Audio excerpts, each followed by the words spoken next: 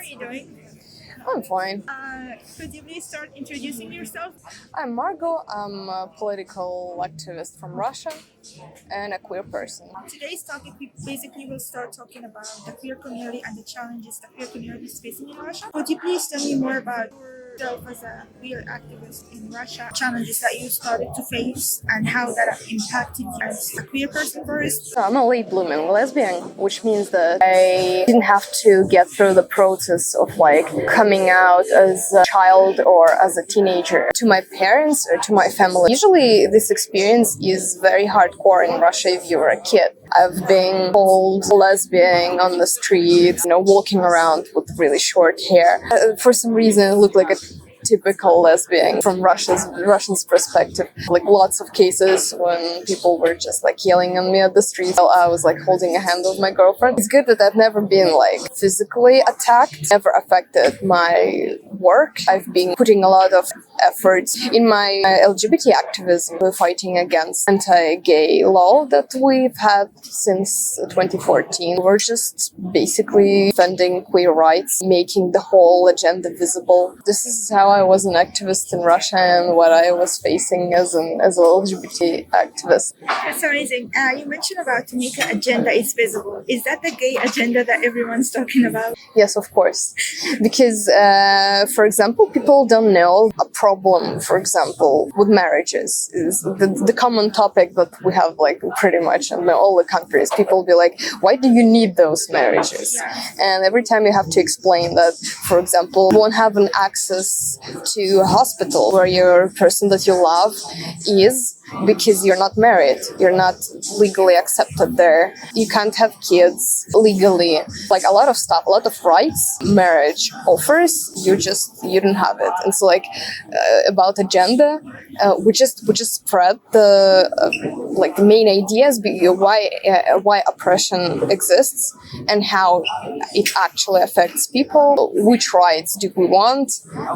It's not we just, I don't know, how have our identities in and put it in other people's faces. We really need some stuff that we don't have. Also, can you tell me more about what the challenges also the queer community is facing and the challenges about yourself? Let's start about you as an activist. How did you start to do that? What was the main motive you told yourself, hey Margo, you need to do that?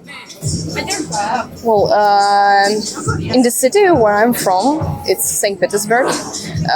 There is a pretty strong feminist community, and a lot of other communities like LGBT.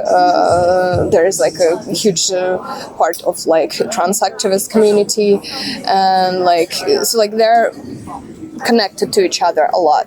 So I got involved in some feminist activism, fighting for the anti-domestic violence law. I got to know a lot of LGBTQ activists, and there is for example, on a huge organization called LGBT Network, who were rescuing people from Chechnya, basically from death.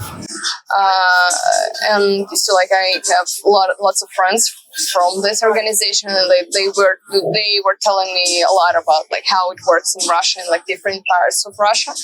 And usually the thing is that it was easier to get, back in the days, it was easier to get a permission for a rally if you defending some feminist agenda, anti-domestic violence law. It looks legit. It looked legit a couple of years ago for our city administration. And every now and then we would get a permit to have a rally.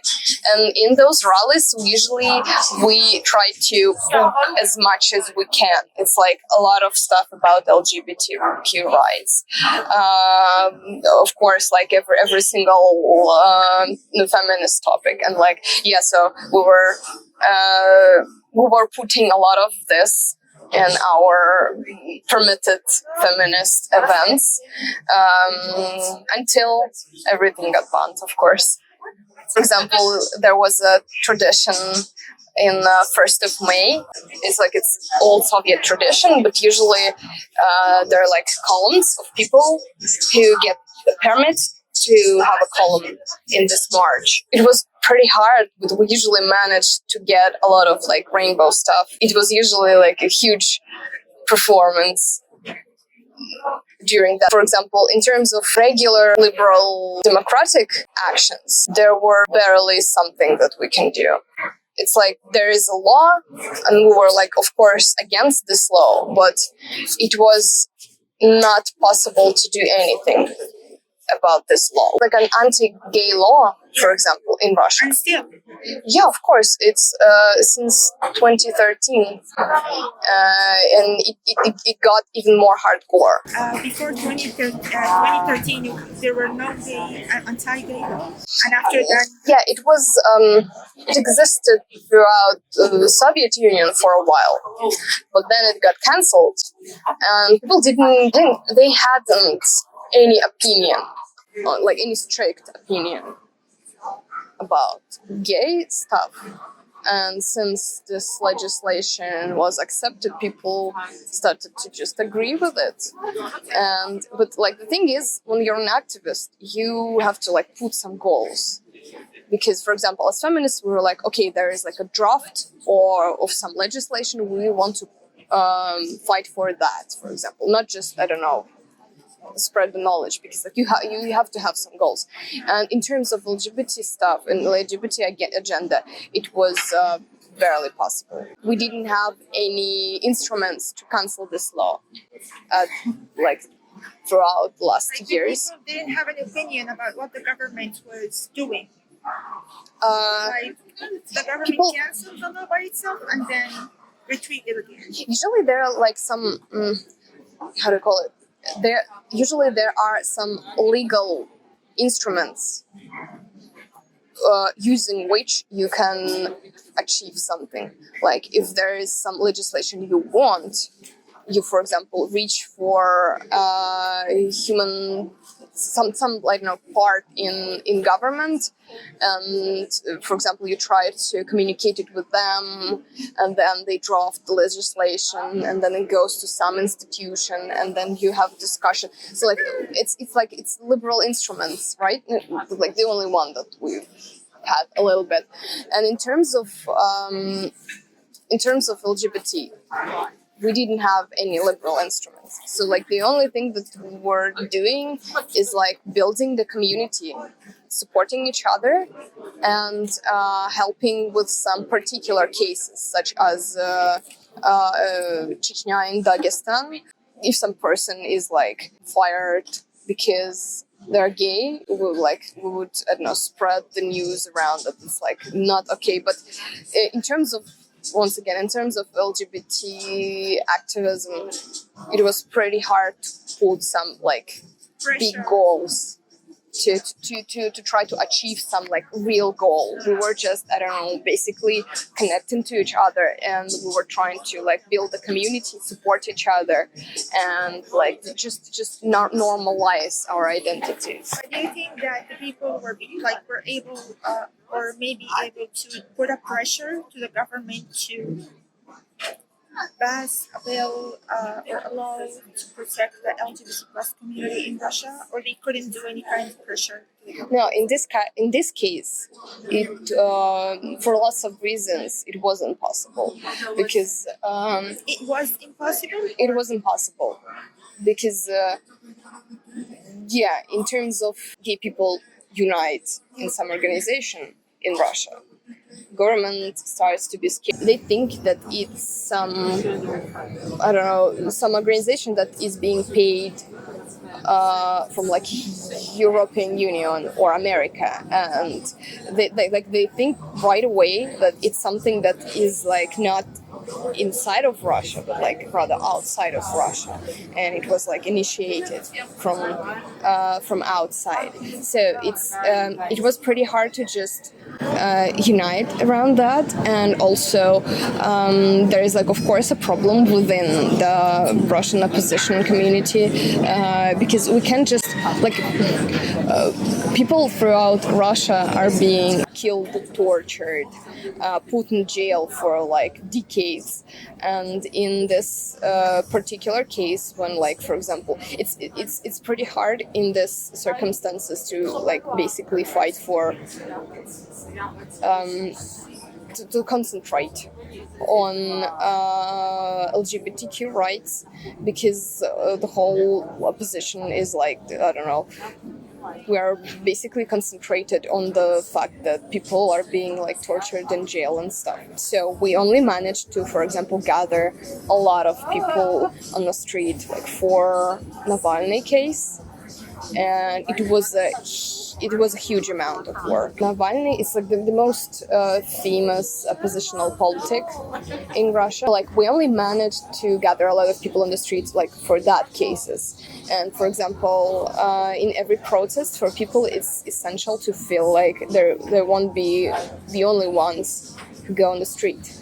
And for the LGBT stuff, anything but that usually doesn't gather a lot of people if it's not sanctioned, for example. Like people started to use that to push also the case to find more support. No, it's just not possible, because usually LGBTQ rights is not something that we can gather a lot of people about. We can't. It's not like the most famous Russian oppositional politic being killed or something. It's so like the problem is that there is like no visible goal in this part of like fighting, and people don't see it as an actual threat.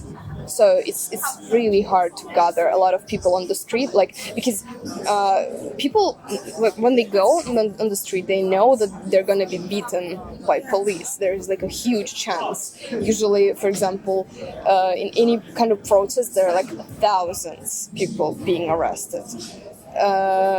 So it's pretty easy to be arrested. People only go on the streets when there is like something crucial, election process. Like we haven't voted for this, and it should feel universal.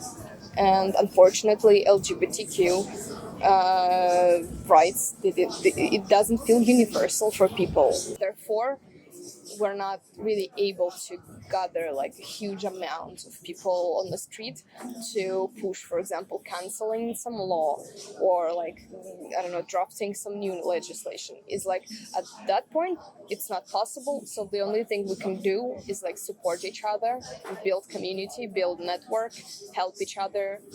Is LGBT community or organizations, are they provide kind of financial support or shelter? Like, I don't know the exact situation that might happen if a person was outed in Russia as gay person.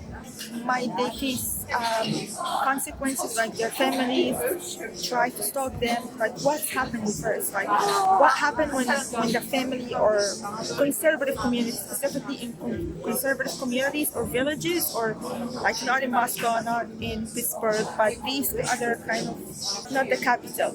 So yeah, there is a huge difference between big cities like Moscow, St. Pete, Yekaterinburg, even Novosibirsk, and for example some southern parts of Russia, which is like Chechnya and Dagestan. Russia is very huge, and I can't say that I'm well versed in the situation like throughout Russia.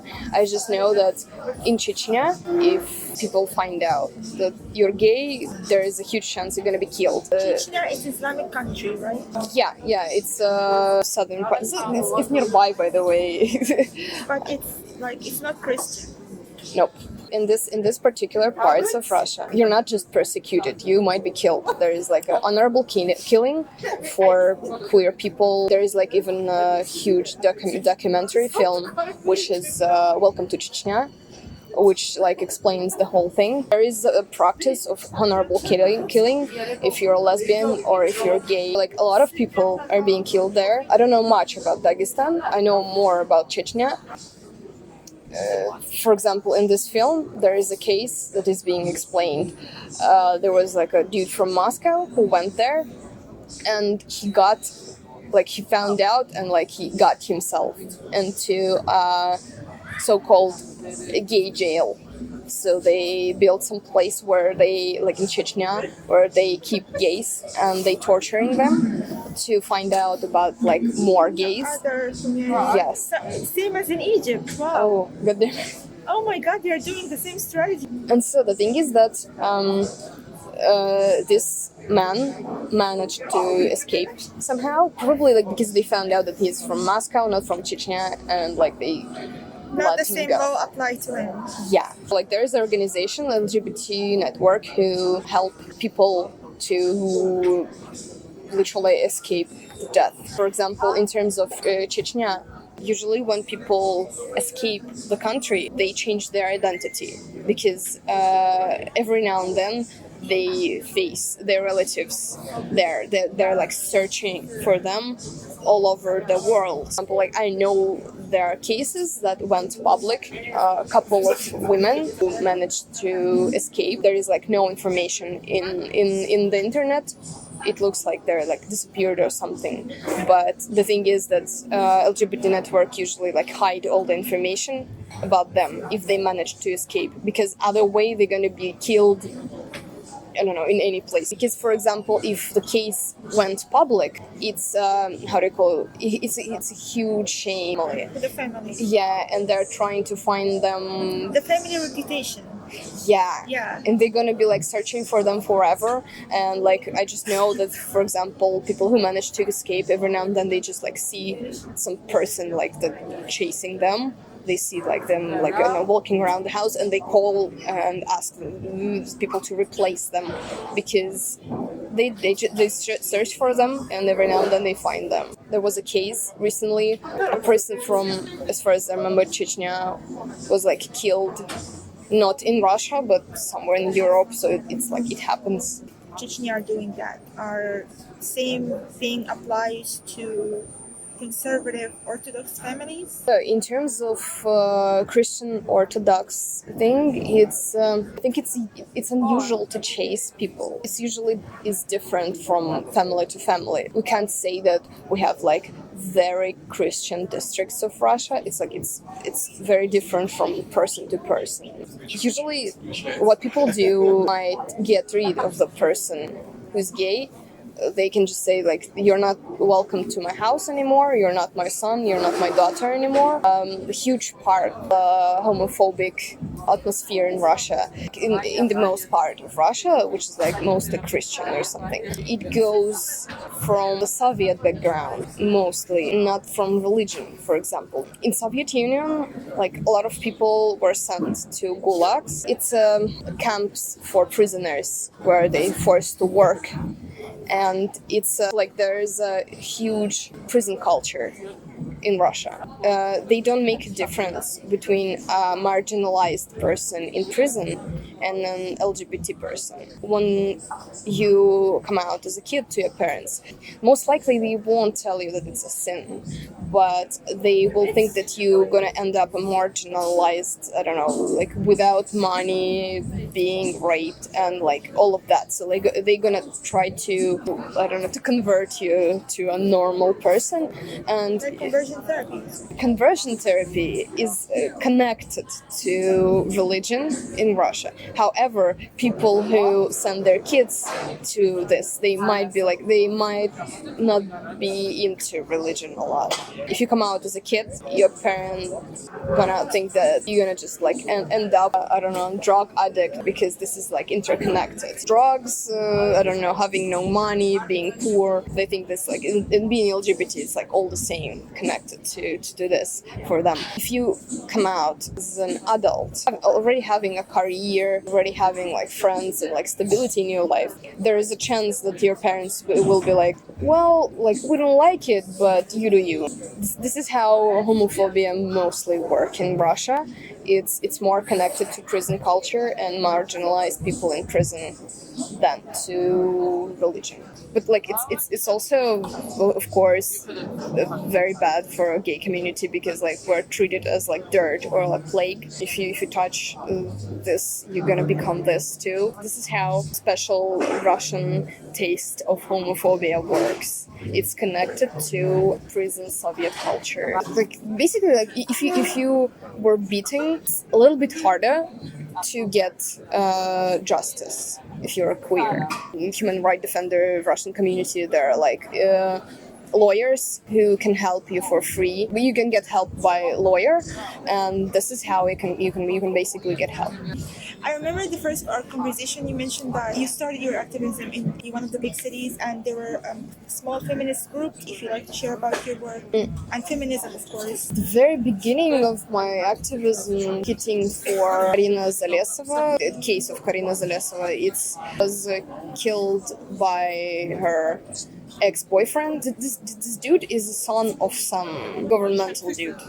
I forgot the whole story actually because like I'm not sure how to say it in English, but it turned out that this dude might escape prison or like any sanctions because his father governmental, I don't know, has some position in government. We were trying to put some light on this case and be vocal about it, so this person won't avoid justice. This was my like first experience of like actual activism, being like on the street with a banner. Through this, I was involved in other activities. I got to know some feminists. Also started to help cybersecurity activist elections. Then I got involved in like 8th of March rally. This experience started in 2015. First experience of like helping with the rally was on 2017, I guess. I'm a programmer. I usually try to help as much people as I can in terms of like communities and stuff. And in Russia, it was like a lot of feminist organizations, and there were also organizations that, for example, were helping migrants. I was trying to just put an effort where it's needed, but mostly, like the most part of my activism were defending women's rights. And usually there were, I don't know, some cases where a woman was like, I don't know, killed, and her killer didn't get any, like, wasn't caught or didn't go to the jail, for example, because he paid money for police. Like it's a regular example of like activism in Russia. Like something happens, some like particular case happens, and we go on the street to, I don't know, to put some light on this case. Where like write letters to institutions, try to, I don't know, gather communities. So like for example, for justice. Major part of the whole thing, feminist liberal fighting for like the last 8 years was like mostly about anti-domestic violence legislation, because it was so like we're hoping that we will get it. There was like it was some clear goal, and we were pretty sure that we will achieve it, and we didn't. We were trying to elect people we know that they represent our opinions in local deputies and in like other parts of government. So, like it's a regular Russian, how do you call it, electoral protest. Like we don't have any people to represent our opinions in government, and most of the time we try to like either like help people that like be elected, or like we fight for the people's rights to like enroll and all that stuff. This is also like where the major part of feminists doing their activism were like we were helping the feminist the candidates. And because like it takes a lot of effort. Sometimes it's successful in terms of deputies, but usually it's not. You can't just stand with a banner forever. You have to do something more. Not just more. Like it's we can't just talk to a wall. We need some people to represent our opinion on this wall. and like we try to put people on this wall like together. Sometimes it's successful, sometimes it's not. And also, like, of course, it's like very liberal. It's very liberal, even though a lot of people from feminist community are leftists. They are not okay with even talking to government, even like being involved in the process of electing. They don't like the whole system, and they don't see any good of like electing good people in this system, because the whole system doesn't work. It's corrupted. Like, Yeah, it's really important to fight for something. It helps you to build connections. It helps you to build a community. Even though they're like, I'm more left than that. I'm more left than my methods, than the methods I had to use. However, we were like, basically, we had some experience of an actual political fight, of like getting to know each other, of like trying some methods. So but yeah, like the stuff that we had to do as feminists were like some liberal trying to like either promote some legislation or like elect some people that we like. if you like to share your opinion about what you like to say, like at the end of that video. Stuff really changed recently. So any civil movement in Russia is being oppressed, suppressed, and so I can't say.